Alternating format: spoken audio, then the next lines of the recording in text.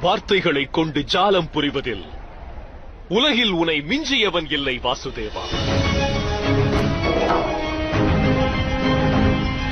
உனது இந்த வாதத்திற்கு என்னிடம் விளக்கம் இல்லை.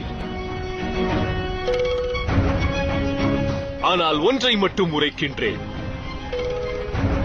இன்று உனது வார்த்தை ஜாலங்களை கொண்டு உனது தமையனிடமே நீ சூழ்ச்சி விளையாட்டை விளையாடினாய். தாம் எனக்கு முன்னவராவீர்கள்.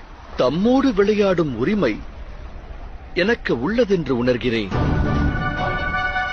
தமையனே, சூழ்ச்சி என்னும் களத்தைக் கொண்டே அன்று நியதி இந்த யுத்தத்தை உருவாக்கியது. அதில் சூழ்ச்சி உறைந்திருப்பது தவறில்லை.